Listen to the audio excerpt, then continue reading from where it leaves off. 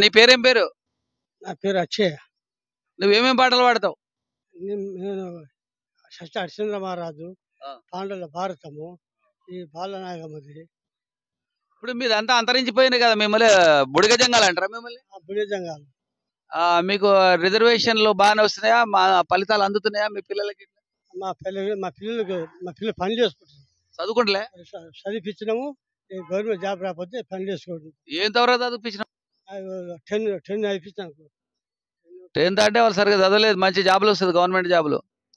నువ్వు ఇప్పుడు ఒక పాట పాడి ఏదైనా భగవద్గీత మీద పాట పాడతావా? కొట్టుకుంటా వాడు తాళం కొట్టుకుంటా. కృష్ణ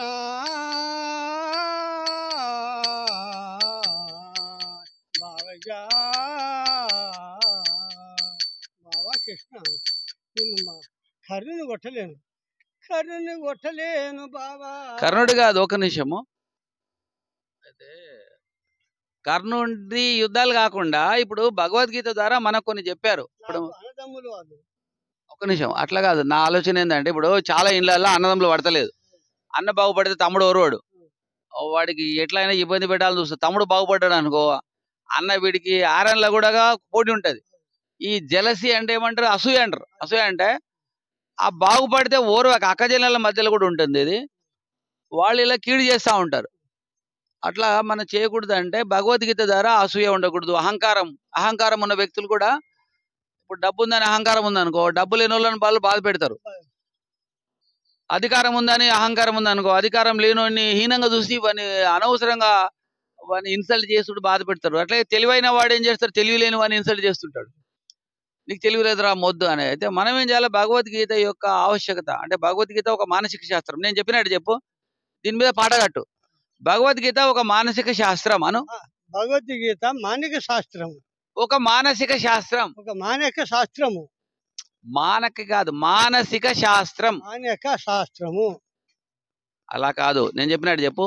భగవద్గీత ఒక మానసిక శాస్త్రము.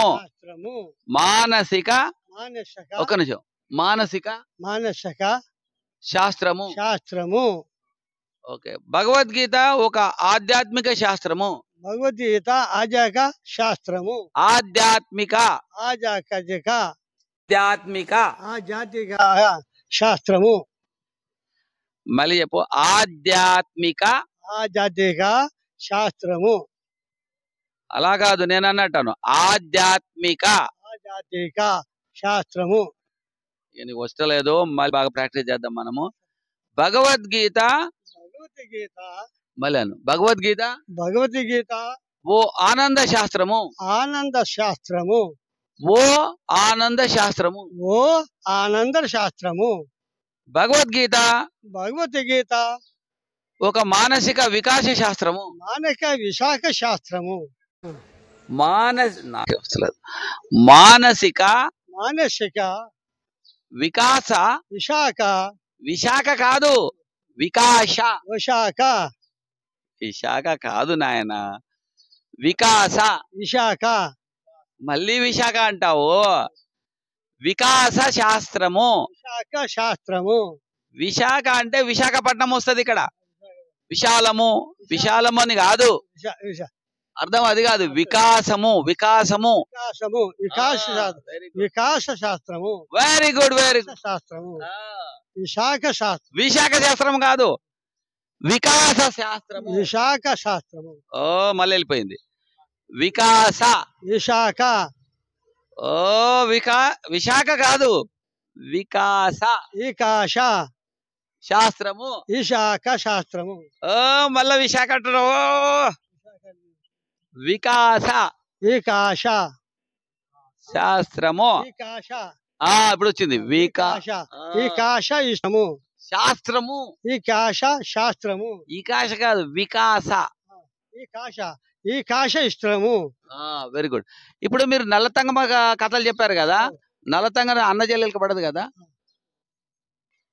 ఇప్పుడు నల్లతంగమ్మ కథలు చెప్పేవారా? చెప్తుండ్రా ఇప్పుడు కూడా? చెప్తున్నాం. ఎప్పుడైనా చచ్చిపోయినప్పుడు పెడుతున్నారు కదా.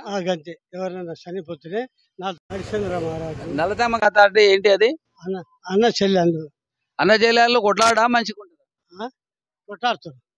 అంటే ఎందుకు కొట్లాడతారు? ఎందుకు కొట్లాడతారంటే మా అన్న లగ్గం చేసుకొని మా తోటి మాట్లాడతారు. మా వదిన దెబ్బలు కొడుతుంది, వదినమ్మ దెబ్బలు కొడుతుంది. వదిన లేని మాటలు నిందలు పుట్టిస్తుంది. ఆ నిందలకు అన్నకు చెల్లెకు రాదు.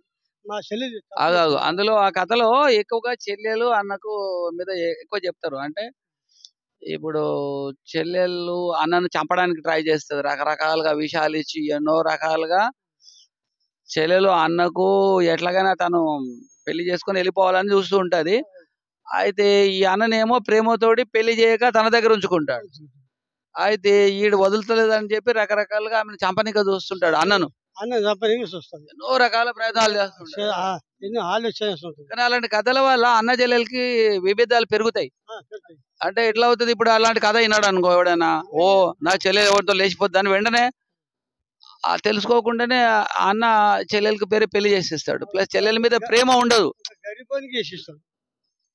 గరీబులకు చేసేస్తారు. గరిపోనికి ఎవరికంటే అలాగే చేసేస్తారు. ఏమా వీళ్ళు ఉంటే ఎప్పటికైనా నాకు ప్రాణహాని అనేది కలుగుతుంది. కాబట్టి ఆ కథలు చెప్పకూడదు మనం, అలాంటి కథలు. మా మామ చనిపోయినప్పుడు కూడా అలాంటి కథలు చెప్పారు, నేను అప్పుడే ఆపేశాను. ఎందుకంటే అన్న చెల్లెల్ని దూరం చేసే కథలు అవి. అలా కాబట్టి అన్న చెల్లెల్ని కలిపి చెప్పాలి, ఒక నీతి చెప్పాలి, న్యాయం చెప్పాలి మనం మన కథల ద్వారా. ముఖ్యంగా భగవద్గీత గొప్పతనం చెప్పాలి. మీరు నీకు మళ్ళీ రాసిస్తా, దాన్ని రాసుకొని ప్రాక్టీస్ చేయి. భగవద్గీత ఎంత గొప్పది. భగవద్గీత వింటే అహంకారాలు ఉండవు, అసూయ ద్వేషాలు ఉండవు, అరిషడ్ వర్గాలు అనేవి మనము జయించగలము. అరిషడ్ వర్గాలు అంటే కామ, క్రోధ, మదం, ఆశ్చర్యాలు. కామం విపరీతం కావాలనుకోండి, క్రోధం మరి చెప్పాలి నరకాలని క్రోధము, మదము ఏ అని నాదే మదం ఎక్కింది అంటారు ఆశ్చర్యాలు. కోపం,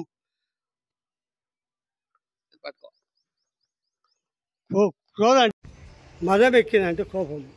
అట్లా మరి అహంకారం అంటే అహంకారం. సరే, ఇప్పుడు భగవద్గీత చేస్తుంది అంటే మనకు అన్నదమ్ములను కలుపుతుంది, అహంకారం లేకుండా చేస్తుంది, అసూయ ద్వేషాలు లేకుండా చేస్తుంది. అన్నదమ్ముల మధ్యలో, యారళ్ళ మధ్యన కొట్లాడుతుంది, అత్త కోడళ్ళ మధ్య కొట్లాడుతుంది చాలా చోట్ల. అత్త చెప్తే నేను ఎందుకు రాలే, నేను నాకు ఎక్కువ చదువుకున్నా అంటారు. వాళ్ళని కొంచెం గౌరవించాలి. పెద్దవాళ్ళు ఎంత ఆశపాస సంపాదించి భర్తను పెంచారు, అది వినేటట్టు చేస్తుంది భగవద్గీత. మంచిగా ఉంచేటట్టు భగవద్గీత చేస్తుంది. మీరు భగవద్గీత వినండి, నేను చెప్పేది విని వాళ్ళకు భగవద్గీత క్లాసులు చెప్పండి. మీరు అక్కడక్కడ మీరు ఆ పాట ఈ పాట కాకుండా భగవద్గీత గొప్పతనం చెప్పిన పాటలు పాడాలి. తాళం తక్కువ కొట్టి అర్థం ఎక్కువ వచ్చినట్టు. ఓకేనా? Okay, thank you very much friends. మరి భగవద్గీత అందరికి రీచ్ అవ్వడం భాగంలో మనము అందరినీ పట్టుకుంటున్నాం, అందరినీ వాడుకోవాలి. వీళ్ళు ఒకప్పుడు మనకి సినిమాలు ఇవన్నీ లేనప్పుడు వీళ్ళు ఉండేవాళ్ళు. ఇప్పుడు దాదాపు అంతరించి ఈయనొక్కడే తిరుగుతుండే ఏరియాలో. ఇప్పుడు ఈ బుడగ జంగాలు అంటారు వీళ్ళు అసలు ఉండట్లేదు దాదాపుగా. వీళ్ళందరూ వృత్తి మార్పి రకరకాల పనులు చేసుకుంటున్నారు. గవర్నమెంట్ జాబ్ లో కూడా చాలా వచ్చినాయి వీళ్ళకి. మీకు ఎస్టీలా బుడగ జంగాలు అంటే ఎస్సీ హోదా ఉందా? Okay friends, thank you very much. చూస్తూ ఉండండి మన టీవీ, వివి టీవీ, అందరికి షేర్ చేయండి.